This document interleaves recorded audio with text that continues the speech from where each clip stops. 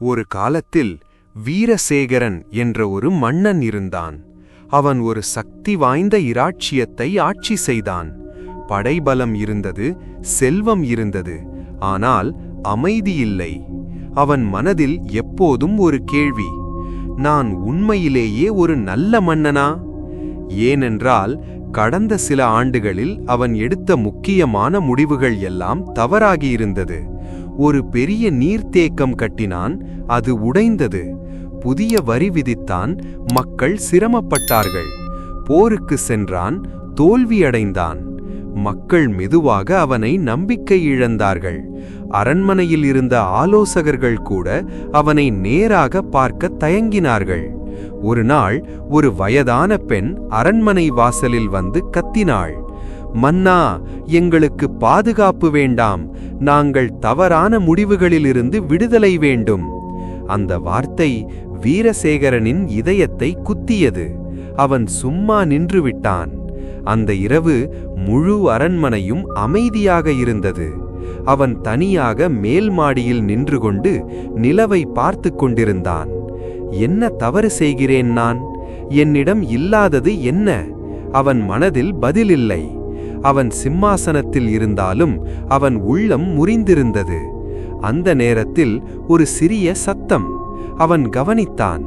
ஒரு சிறிய எறும்பு ஒரு பெரிய உணவுத் துண்டை தூக்கிக் கொண்டு சுவரில் ஏற முயற்சித்துக் கொண்டிருந்தது. அது சின்னதுதான், ஆனால் அது தூக்கியது அதைவிட பெரியது. அது ஏற முயன்றது, விழுந்தது, மீண்டும் முயன்றது, மீண்டும் விழுந்தது. வீரசேகரன் அதை பார்த்து கொண்டே இருந்தான். இது முடியாது என்று அவன் நினைத்தான். ஆனால் அந்த எறும்பு அப்படி சிந்திக்கவில்லை. அது மீண்டும் முயன்றது. 5வது முறை, 8வது முறை, 12வது முறை.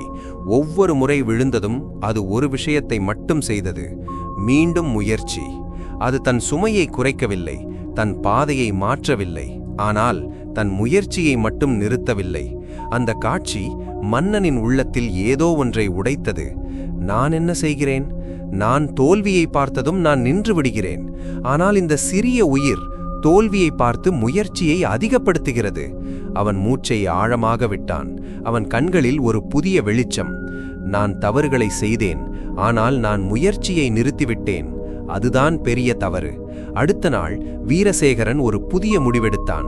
இந்த முறை அவன் வேற மாதிரி செயல்பட்டான். அவன் முதலில் தன் தவறுகளை எழுதி கொண்டான். ஒவ்வொரு தோல்வியையும் ஆய்வு செய்தான். ஏன் அது தோல்வி?